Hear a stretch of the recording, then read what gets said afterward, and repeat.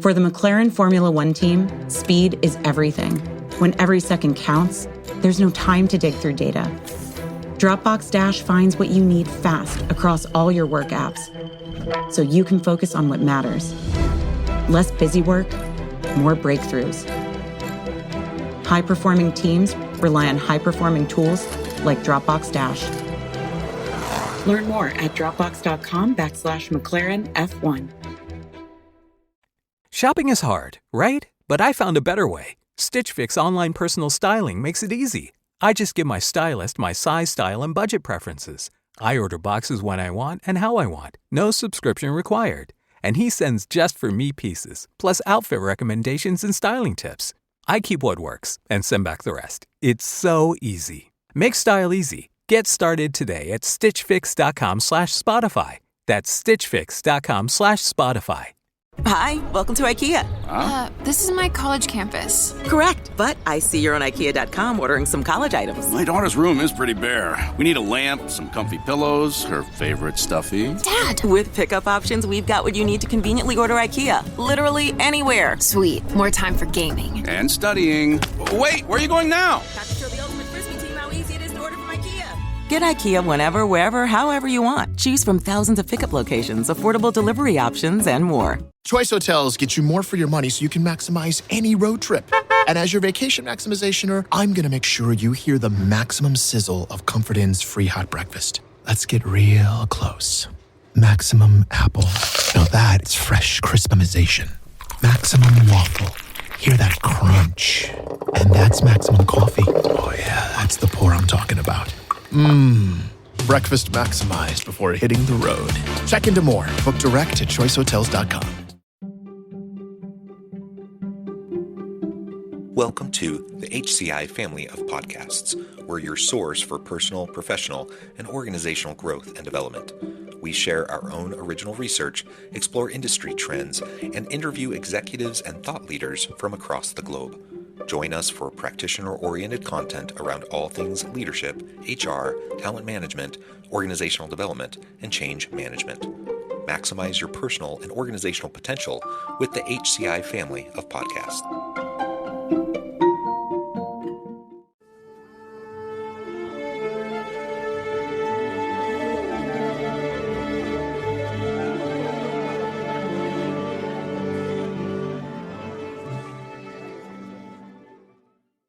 Lindsey Lewis, welcome to the conversation today.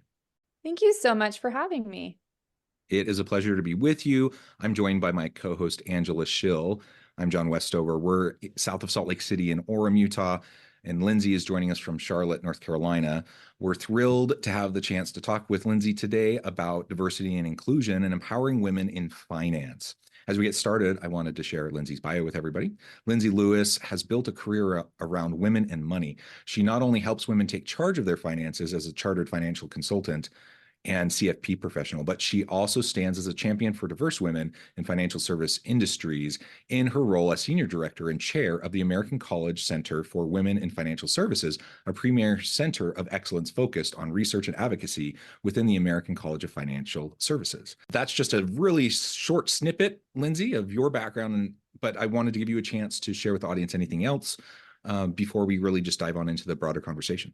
Yeah, I know that title is a mouthful, but essentially what my work comes down to is promoting, advancing, and advocating for women in finance. And I do this through thought leadership, education, and research. And so it's been really fun to get into this role, especially from my time being at Utah Valley University and now working at a non-traditional college, helping non-traditional students with their learning journeys. So it is very exciting work, and I can't wait to dive a little bit deeper. This episode is brought to you by Indeed. When your computer breaks, you don't wait for it to magically start working again. You fix the problem. So why wait to hire the people your company desperately needs? Use Indeed's sponsored jobs to hire top talent fast. And even better, you only pay for results. There's no need to wait. Speed up your hiring with a $75 sponsored job credit at Indeed.com/podcast. Terms and conditions apply. Make your next move with American Express Business Platinum. Earn 5 times membership rewards points on flights and prepaid hotels booked on AmexTravel.com.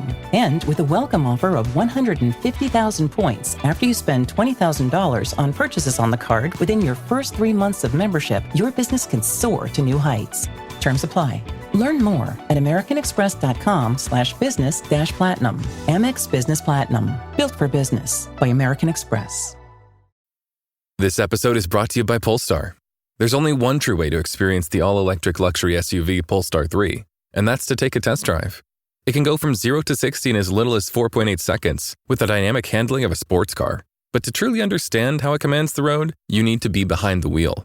Up to 350 miles of range, the 3D surround sound system by Bowers & Wilkins. It's all something you have to experience to believe.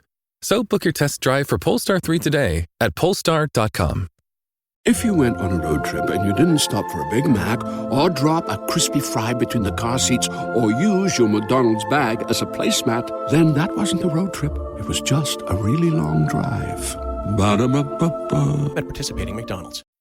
Hey business owners, we know you know the importance of maximizing every dollar. With the Delta SkyMiles Reserve Business American Express card, you can make your expenses work just as hard as you. From afternoon coffee runs to stocking office supplies and even team dinners, you can earn miles on all your business expenses. Plus, you can earn 110,000 bonus miles for a limited time through July 16th. The Delta SkyMiles Reserve Business Card. If you travel, you know. Minimum spending requirements and terms apply. Offer ends 7/16/25.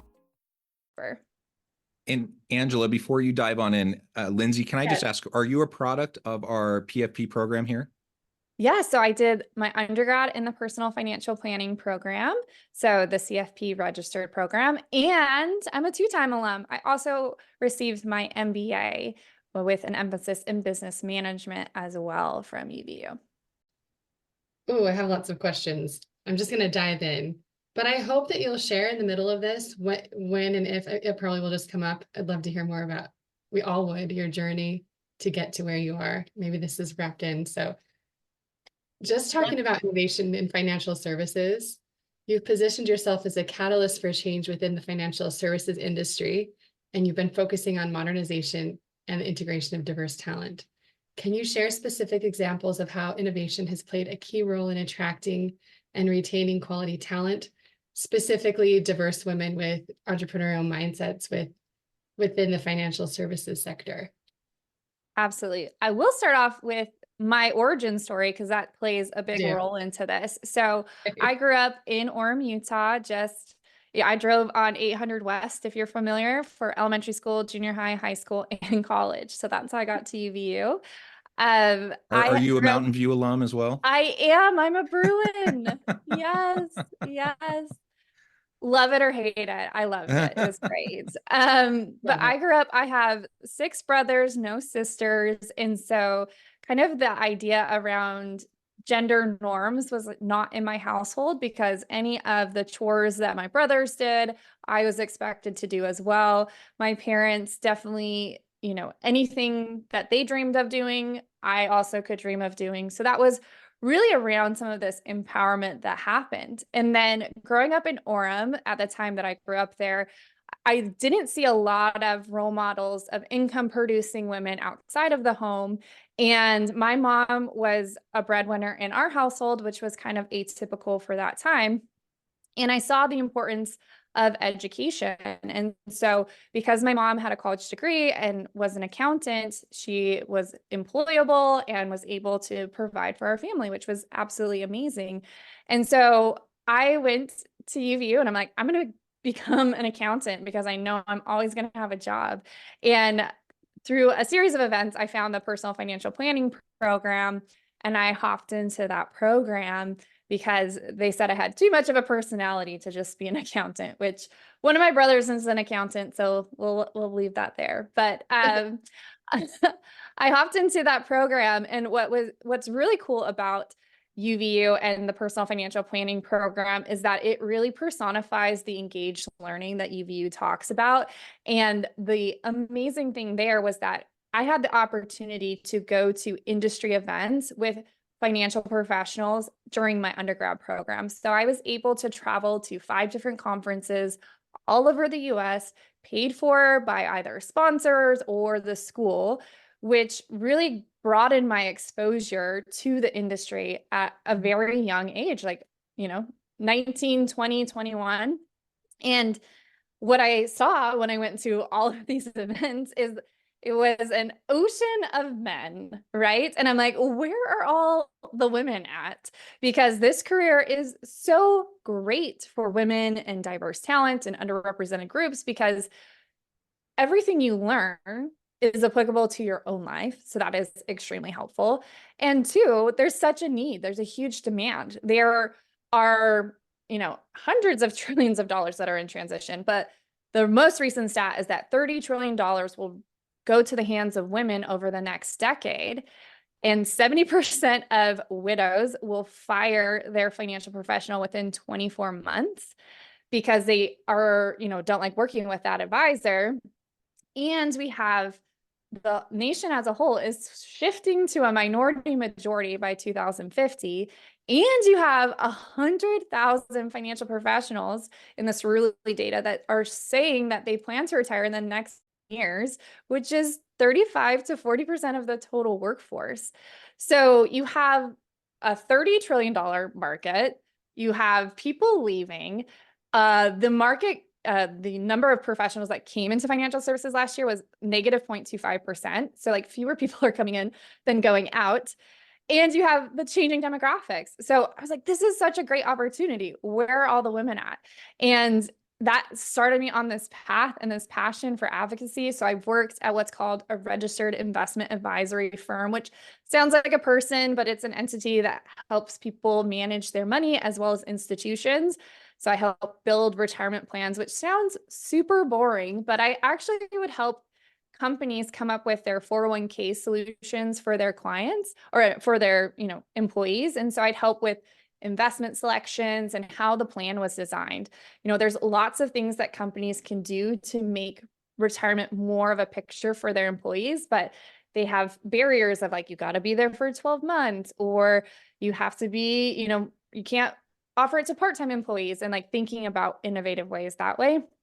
So then I've helped work with high net worth folks with their financial goals. But along this whole path, I've been super passionate about young women and women getting into finance. And so I've actually hosted an event on UVU campus, and we're going into our 6th year, called Polished. It's a women in business event, and it's to learn from and be inspired by women like you. And really the inception of this was me growing up there, right? Like I didn't see a lot of women who I could look up to. I'm a mom of 2 kids. I literally was just in New York this week and got back. And we work it out with me and my partner in order for us to like thrive together. And so I created this event really to help young women just see someone who's 1 to 2 steps ahead of them and ask those challenging questions of, how do you get a raise? Like maybe what do I wear to work? Or how do you negotiate that first salary, or what employee benefits should you ask for? And so that is what got me so passionate about doing this in the industry. And now in my role, I'm able to do that on a national level, as well as doing my work with UVU. So it is really around all of these data and these facts. And I think what gets me going every day is that I'm a certified financial planner professional, and the percentage of women CFPs has not changed in 2 decades. We got to change something. We got to do it, So that's really what my passion came from. That's really crazy. That surprises me, because we have seen not tons of movement, but we've seen some movement in some of the other kind of traditionally male dominated fields. And you're saying there's really not much of any movement in financial planning? Well, in like specific designations, there's definitely been a lot of increase of more women within financial services. And so if you include home office and not just client-facing advisors, we're getting closer to that gender parity number. However, if you're looking at those who are credentialed and in client-facing roles at larger institutions, that's where you still see some of that discrepancy. Yeah. But those other careers, let's say doctors, lawyers, accountants, et cetera, they actually started specific campaigns in the late 90s, early 2000s to start helping girls think about that at earlier ages. As of right now, girls' confidence in math peaks at age 9. They start self-selecting out of STEM-related fields as early as age 13. And girls as young as 5 start to think that boys are smarter than them. So you have all of these, cultural and different beliefs that are being brought up in different settings. And so in financial services, there's not really like pop culture and, media related that you think of when you think of a financial professional. Like you think of Wolf of Wall Street or The Big Short, which the work that I did with my clients, like I'm crying over a table of like shared emotions. Like it's not the same. So that's, the battles that we have, but it's really exciting to see some movements towards, more gender parity. However, there's still a ton of areas of opportunity. Yeah. Can I just say too, thank you so much for not modeling your career after like The Big Short. Thank you. I mean, no offense to any investment bankers that are listening to this, but y'all are different animals, different breed. Oh man. Well, and I have to say, I got to go to Polished, the most recent event. It was incredible. It was electric energy. It was so fun to be there. That's incredible work that you're doing, what you've started. Thank you so much. And it's so interesting because it started in the little center stage area in its first year. And, we just did that one room and it's grown. We kept it through COVID. We went virtual. We came back in person, and we're really focused on finding these women who are also local to Utah, because we know that anywhere between 70 to 80% of UVU students will stay within the state. And so it is really important to make sure that they start creating networking opportunities and connections to meet new folks. And it is also very important because I don't know if you know all of the stats around women in the workforce in the state of Utah, but there's definitely a lot of room for improvement. And we rank near or at the lowest for women's equality in the workplace. And so it is also to have a voice and talk about things that people don't talk about, where, your male coworker who does the same role that has the same credentials is getting paid more than you. And how do you take that to HR to have that conversation? The questions, the secret questions of the universe. The secret questions. It's mainly just asking. That is the secret. Just to do it. Just to do it. Talking about that, just empowering women in finance in general, what have you done in encountering different challenges, and what are the roadblocks that you've faced as you've marched through this incredible career? Yeah. I've faced roadblocks pretty much on a daily basis. And I guess with my growing up experience of being an athlete, I'm like, okay, I did gymnastics growing up. I'm like, you fall off the balance beam, we get back up. It's just that mentality. But lots of headwinds, especially with the rollback of affirmative action. We've definitely seen that is for college admissions. However, you're seeing corporate policies starting to roll back D&I initiatives. And so consequently, like they don't want to ruffle any feathers or, get in trouble or get sued. And so you see some like DE&I officers being eliminated as roles, and you're seeing the amount of budgets that's going towards that, circling back. So you hit that, you get that headwind. Additionally, sometimes I have found that getting great male allies is extremely beneficial, but sometimes if you don't have those great male allies, they'll look at people with like doing events or community things.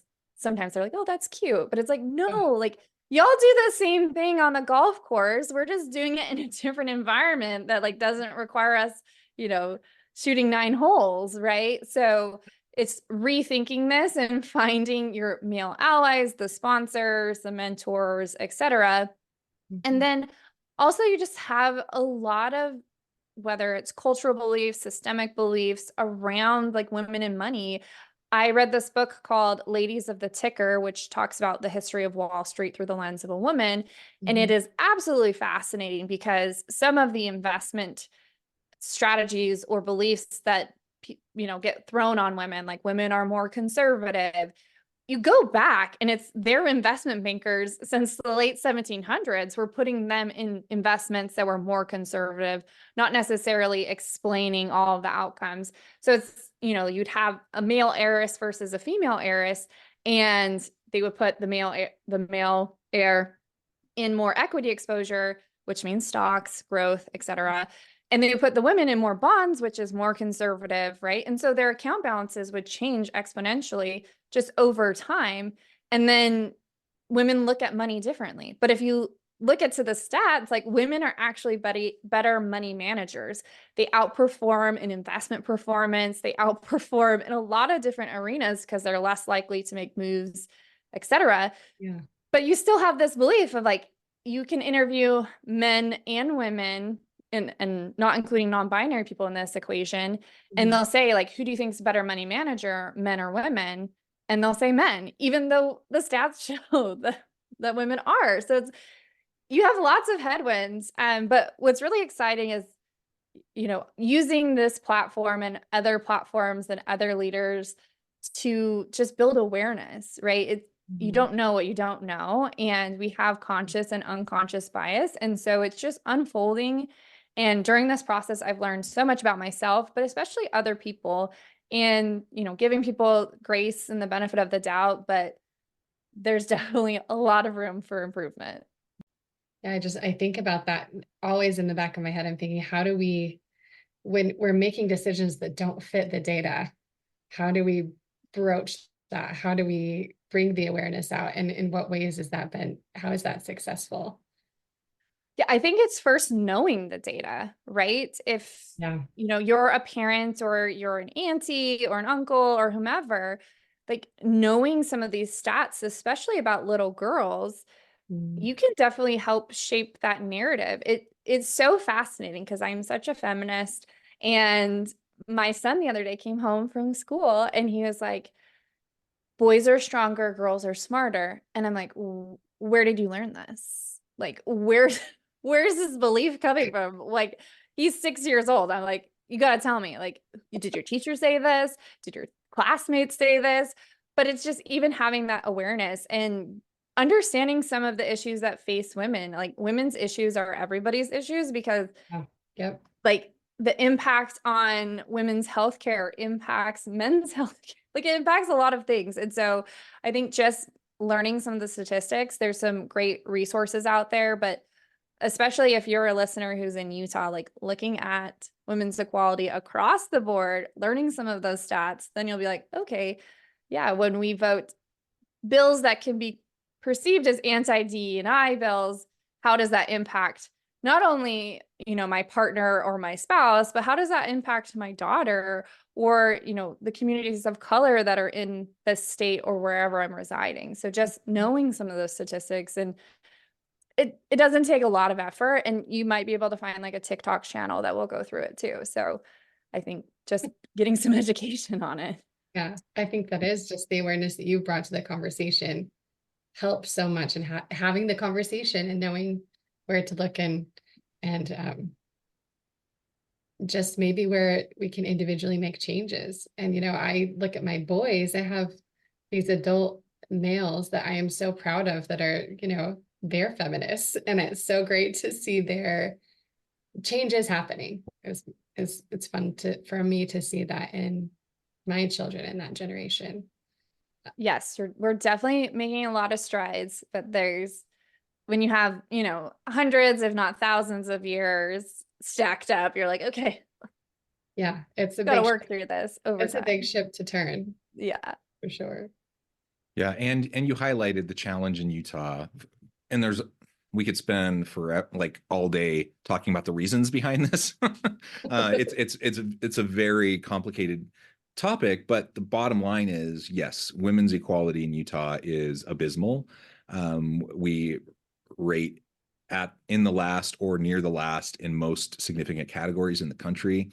And it's a real issue that people need to pay attention to, because sometimes, I try to be a male ally, and I don't know how well I do at that, but sometimes I get frustrated because I'm like, not only I'm not surprised when other men do or say things that are a little bit misogynistic or sexist, because unfortunately that's how, a lot of men are. But I see it from women a lot too, in the state, and who are very happy with the state of being, and actually push against, what I would view as positive movement, in a more healthy direction. And so it's a really complicated thing, and let's just acknowledge it for what it is, recognize that these are challenges that we have to collectively work at resolving together. You also mentioned, some of the legislation and things like that are happening around the country, and Utah is definitely part of that. We're not immune, and in fact, there were some interesting bills passed this legislative cycle that impact schools and institutions of higher education, and diversity, equity, and inclusion initiatives, et cetera. All of this makes this work even more complicated than it already was, but now it's even more complicated because it's become so politicized and polarizing to even have these conversations. Yes. Well, we thank you for being a male ally, because you're showing up here, and if you're spreading the word, we're all about that. But I think it's really important with that comment around women impacting other women. So in some of our work that we've done, we put a name on that, and we call it horizontal oppression. So that's where people who are in marginalized groups actually attack other people who are part of that same marginalized group. And that's because, if they're, let's say, aspiring professionals, and they think that there's only one seat at the table, right? And this woman versus me, and I can attest to this. Like, I felt this way when I was working in Utah, because I was like, wait, if I'm going to be the lead woman here and then another woman gets hired, like, how's that going to be? And instead of having a more collective, like, even if she took that seat, it's still benefiting women as a collective whole. So also for women, it is really important to do some of this introspective work, because it's, am I feeling some of this rub or aggression or jealousy or emotion because I am, jealous of her, or am I like worried about me not progressing in a specific way? And having that open dialogue, and also just, inventorying yourself. And I think that's what's really important. And as we move forward, it's going to take men, women, non-binary folks to help women all advance. And the data shows, like, when nothing bad happens when women have more money, you actually see them in more philanthropic roles. You see them, giving at different levels, volunteering, participating at different levels. And so this elevates the whole community. You elevate a woman, you elevate the community. So it's interesting, like, having grown up there, I don't live there right now, but I still, I fly across the country to do these events on campus at UVU, because I'm so passionate about women understanding the impact that they can have, and that there's an and in life, right? You can be a caregiver and a career person. You can be a mom and a career person. You can be a volunteer and a career person. And so can she, and so can she. And so it's about having more of an abundance mindset versus the scarcity mindset that can creep up. I think I'm going to let you with this. I have a couple of questions, but I'll let you take it where you want to go. I've seen you doing this as we've been talking with you, Lindsey, in terms of dispelling myths, which is what you do on your podcast, Women Working in Wealth. Is that right? Yep, that's okay. Right. So I'm converted to that already. You've got a new listener right here.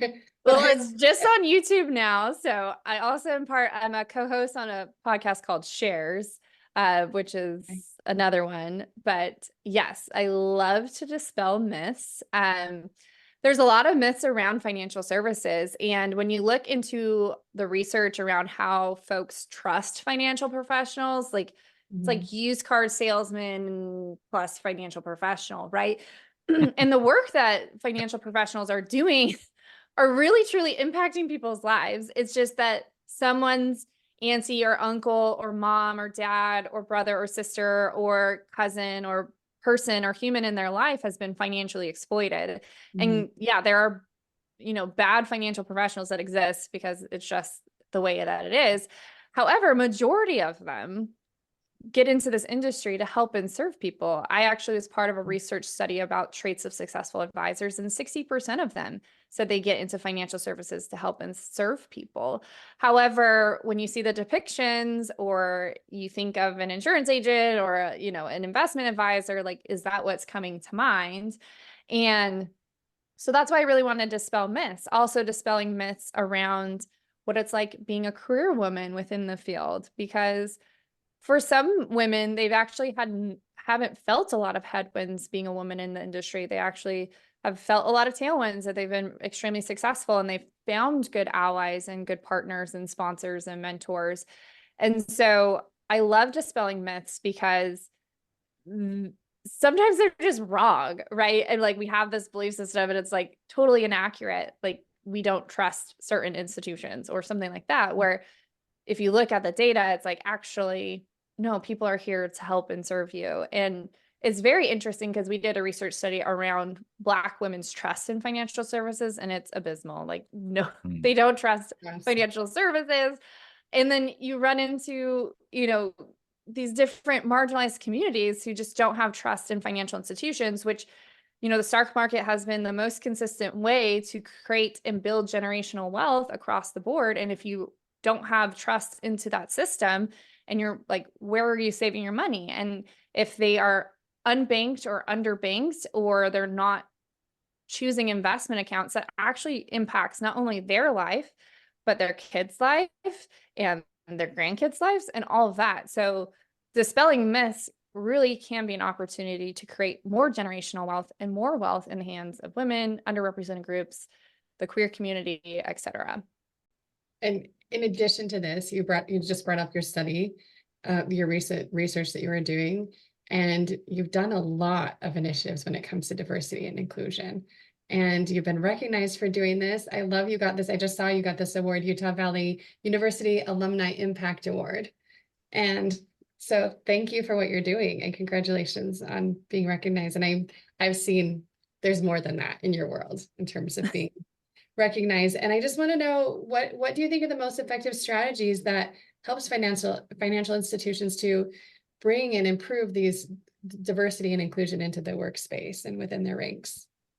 Well, I appreciate the congratulations. And truly, my work at UVU, I really just want to impact my daughter or another young woman. Like, I'm not in it for me. I really am about how do we change the future and finding ways to innovate and make differences for financial institutions. If you're a business owner or someone who's a business owner, especially if they're in Utah, it really is that introspection first, right? Like, look around, do some inventory. I've worked with some of the largest institutions in the US when it comes to financial related, and they don't track gender statistics across their financial professionals. So they don't know exactly how many women versus men versus non-binary people are working there.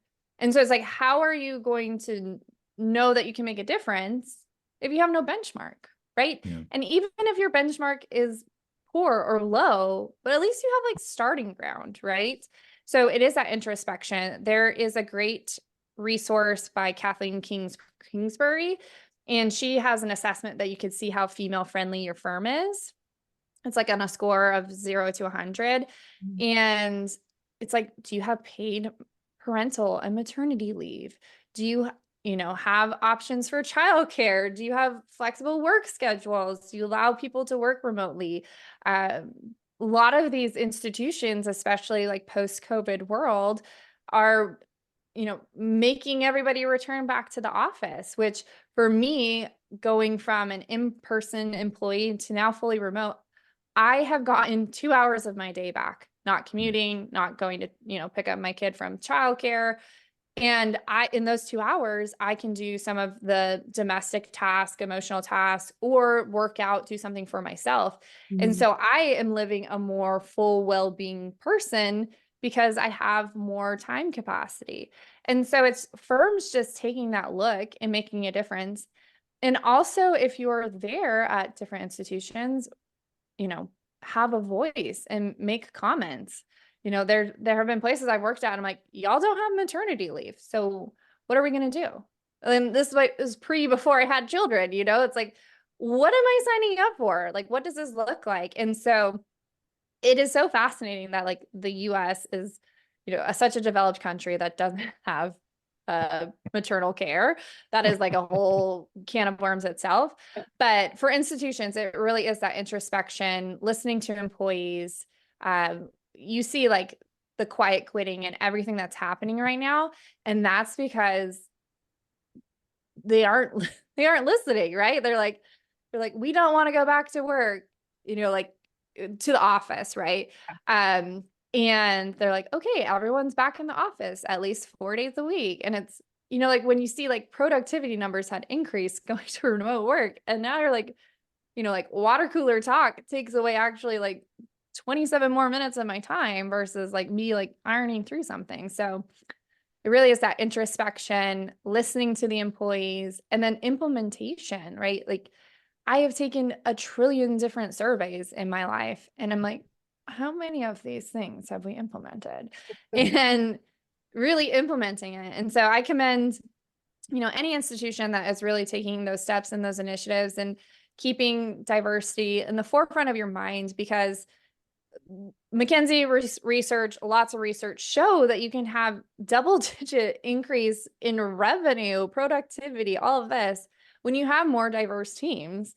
However, some of these firms don't feel the pain of, the changing demographic quite yet. And so I'm just like front seat of like when people start leaving, then they're like, okay, we got to do all of this. So I think there's definitely room for opportunity, and I love to be a resource for anyone. I do keep my calendar open for phone calls to have conversations, and especially for some of my male allies that are unsure of, the territory, or if they're going to sound offensive or something like that.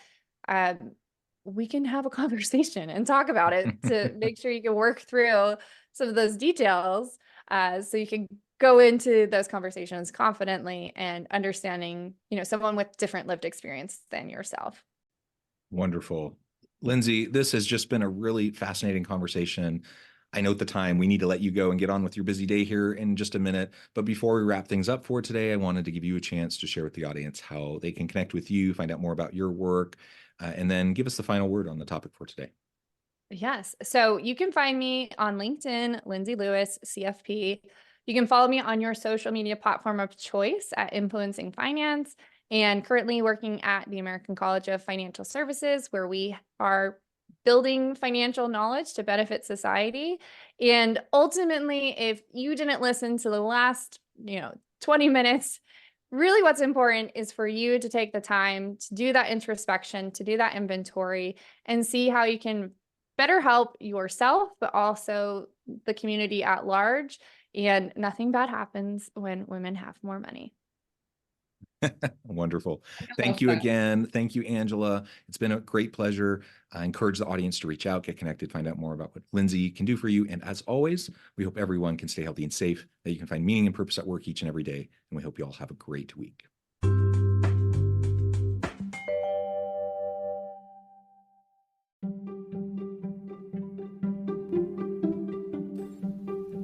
Thanks for joining us for this episode of the podcast. We hope you stay healthy and safe, and please join us again soon.